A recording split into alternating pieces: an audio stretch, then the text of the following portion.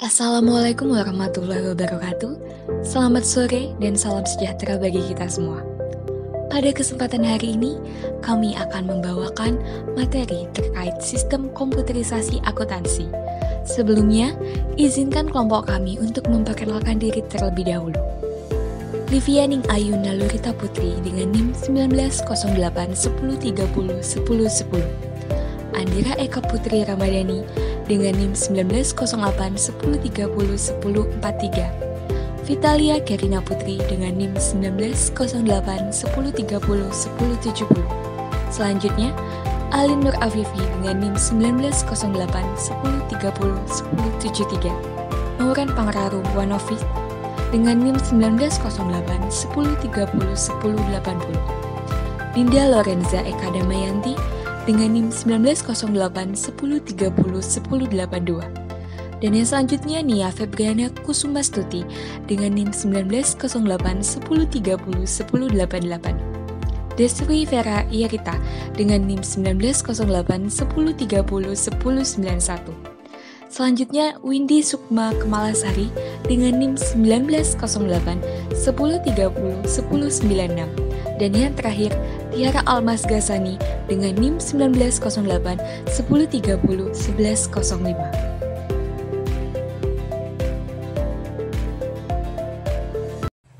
Apa itu program komputer? Program komputer itu biasanya disebut dengan program. Nah, program ini tuh merupakan sekumpulan instruksi yang ditulis untuk melakukan suatu fungsi spesifik pada komputer. Nah, dalam program ini berisi daftar-daftar perintah yang berupa data yang dikelola. Nah, program komputer ini juga disebut dengan software. Nah, software ini bertujuan untuk menjalankan dan menunjang suatu pekerjaan yang dibutuhkan oleh pengguna. Nah, fungsi software itu apa sih? Yang pertama itu memproses data, perintah atau instruksi agar pengguna dapat mengoperasikan komputernya sesuai dengan yang dia inginkan. Yang kedua, sarana interaksi yang menghubungkan pengguna dengan perangkat kerasnya. Yang ketiga, mengidentifikasi suatu program yang ada di sebuah komputer. Nah, program komputer ini dikategorikan menjadi dua menurut fungsinya. Yang pertama, perangkat lunak sistem dan perangkat lunak aplikasi. Contohnya itu perangkat lunak sistem modern yaitu Windows, Linux, iOS, Android, dan lain sebagainya. Perangkat lunak aplikasi itu seperti Mozilla, Google Chrome, dan browser.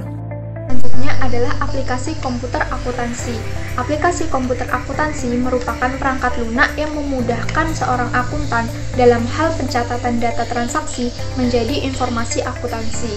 Jenis-jenis aplikasi komputer akuntansi yang pertama itu adalah MyObi, yang kedua Zahir Accounting, selanjutnya ada Sevensoft, lalu ada Accurate, ada Armadillo, dan juga ada B.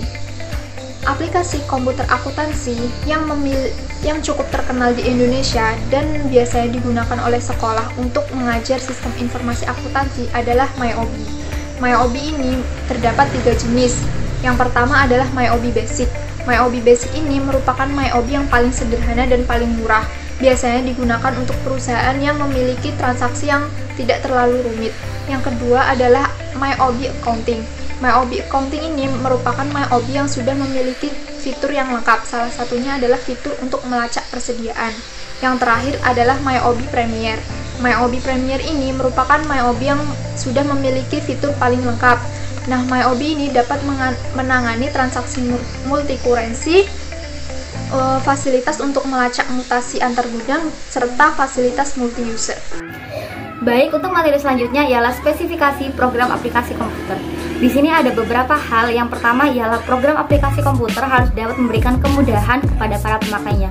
Mengapa demikian? Karena apabila ternyata program ini tidak bisa memberikan kemudahan, tentu orang-orang awam yang mungkin tidak terlalu mengerti teknologi akan merasa kesulitan ketika mengaplikasikan ataupun menggunakan program aplikasi ini. Yang kedua, program ini harus dapat diterapkan ataupun dapat digunakan pada permasalahan atau kondisi yang mungkin nantinya akan dihadapi oleh perusahaan. Seperti yang kita ketahui, setiap perusahaan pastinya memiliki permasalahan dan juga kondisi yang berbeda-beda. Oleh karenanya, perusahaan pasti memerlukan program aplikasi untuk kemudian nantinya membantu mereka memecahkan permasalahan yang mereka hadapi. Yang ketiga, dengan adanya program aplikasi komputer, kita dapat membuat laporan keuangan secara otomatis, lengkap, dan juga akurat. Dan yang keempat, apabila nantinya dalam laporan keuangan yang kita buat ternyata ada kesalahan, kita bisa langsung melakukan perbaikan karena program ini menawarkan sebuah fitur di mana kita akan bisa mengakses data yang kita buat secara cepat dan juga mudah.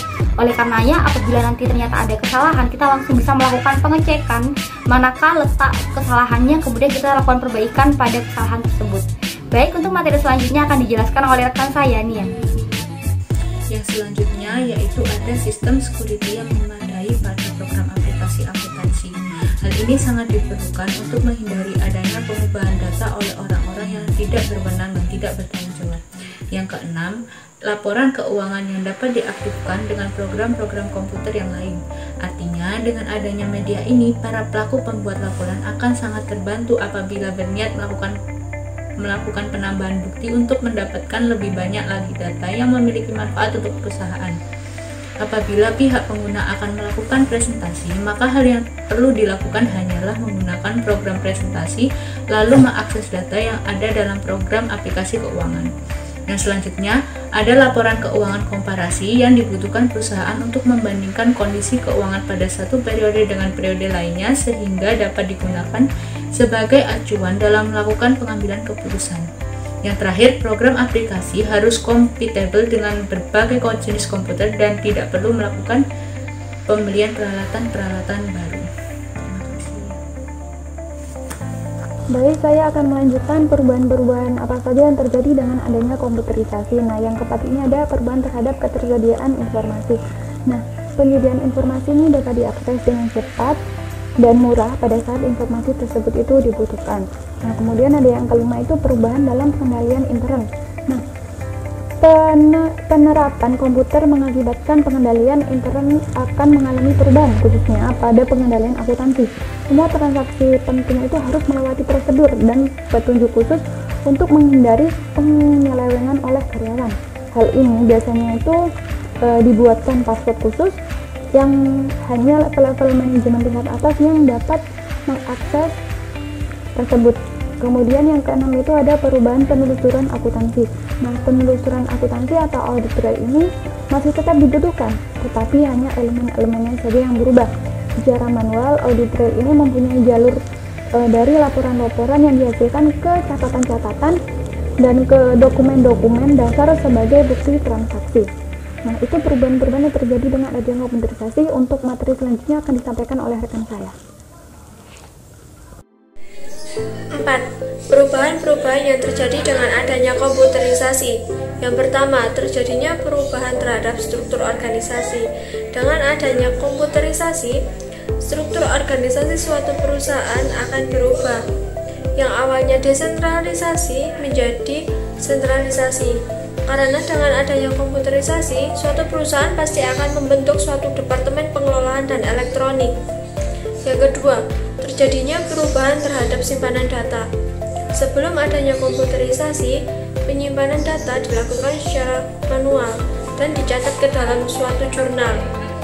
Dengan adanya komputerisasi, penyimpanan file yang hanya bisa terbaca oleh komputer dan tidak dapat terbaca oleh manusia. Yang ketiga, terjadinya perubahan pemrosesan volume data besar yang rutin. Dengan adanya komputerisasi ini, pemrosesan data ini akan lebih cepat, lebih tepat, dan memiliki kemungkinan kesalahan yang sangat kecil dibandingkan dengan pemrosesan data secara manual. Selanjutnya kita akan berbicara mengenai keuntungan sistem komputerisasi akuntansi, yang mana akuntansi dengan sistem komputerisasi akan memberikan keuntungan yang lebih banyak terutama dalam hal bisnis. Pertama, adanya otomatisasi yang efisien. Di dalam otomatisasi waktu dalam proses perhitungan akan lebih memudahkan setelah lebih efisien karena seluruh perhitungan untuk pengelolaan keuangan dilakukan oleh software yang lebih cepat dan juga tepat. Kedua, akurasi yang tinggi karena di dalamnya terdapat software yang sudah dikembangkan secara detail. Ketiga, reliabilitas laporan keuangan. Keempat, akses data yang lebih mudah. Hal ini dibuktikan dengan memberikan kemudahan bagi pengelolaan data keuangan secara online. Yang kelima, proses akuntansi yang lebih cepat. Yang keenam, adanya skala perhitungan, hemat biaya dan waktu. Selanjutnya juga terjaminnya keamanan data, karena di sini data disimpan dalam sistem komputerisasi dan juga memudahkan perusahaan untuk mengakses data tersebut. Yang terakhir adalah visualisasi data. Baik, di sini saya akan menjelaskan mengenai kekurangan dari komputerisasi akuntansi, di mana dibalik kelebihannya tentu memiliki beberapa kekurangan. Yang pertama yaitu membutuhkan biaya untuk membeli perangkat, di mana dalam pembelian perangkat ini tentunya membutuhkan biaya yang cukup besar terkait pembelian komputer maupun software dan hardware sebagai alat pendukung dari kinerja komputer tersebut. Yang kedua yaitu membutuhkan biaya untuk biaya perawatan, di mana biaya perawatan ini bisa dibilang cukup besar karena digunakan agar tidak terjadi kerusakan pada sistem kinerjanya, sehingga para akuntan diharapkan dapat memahami atau dilakukan oleh para ahli yang memahami dengan sistem akuntansi dalam komputer tersebut, sehingga seharusnya para akuntan diberikan sebuah pelatihan agar mereka bisa menggunakan atau memahami dari sistem komputerisasi akuntansi ini dengan baik dan benar. Selanjutnya akan dijelaskan oleh teman saya, Vitalia. Selanjutnya, peluang kerja jurusan komputerisasi akuntansi. Yang pertama ada accounting clerk, merupakan posisi yang berhubungan dengan sistem akuntansi namun tidak bersinggungan langsung dengan uang. Tugas-tugasnya semacam administrasi dasar, yaitu membantu pembukuan dan pelaporan, meneliti dan menyelesaikan perbedaan, dan lain-lain.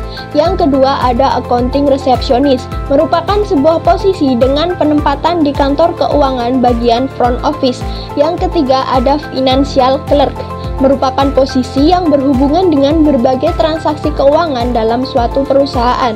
Tugas-tugasnya seperti pengaturan catatan keuangan, mengatur tagihan pelanggan, dan transaksi keuangan lainnya. Yang keempat ada sistem analis, yaitu posisi yang bertanggung jawab untuk merancang sebuah sistem yang sesuai dengan kebutuhan bisnis, mulai dari analisis permasalahan, kepentingan pelanggan, kepentingan bisnis, dan rancangan sistem yang akan dibuat. Dan yang terakhir ada database administrator, bisa dikenal DBA, merupakan jabatan yang bertanggung jawab untuk mendesain, mengimplementasikan, memelihara, serta memperbaiki suatu database. Kesimpulannya ialah program komputer yang disebut software memiliki tujuan untuk menjalankan suatu pekerjaan yang dibutuhkan oleh pengguna. Dan beberapa jenis aplikasi program atau software yang digunakan untuk akuntansi seperti Mayop atau SAP, Zahir Accounting, Sevensoft, MY, Omega Accounting, Accurate, Armadillo, dan TurboCast. Serta keuntungan yang diperoleh dari sistem komputerisasi akuntansi yaitu adanya otomatisasi yang efisien, akurasi yang tinggi, reliabilitas laporan keuangan, akses data lebih mudah, dan proses akuntansi lebih cepat. Tentunya juga memiliki kekurangan, yaitu membutuhkan biaya yang relatif besar dalam pembelian software dan hardware. Saran yang dapat kami berikan ialah pertama, diharapkan dapat mempelajari lebih dalam lagi terkait dengan sistem komputerisasi akuntansi, serta diharapkan pula dapat mempermudah atau membuat lebih praktis dalam melakukan siklus akuntansi.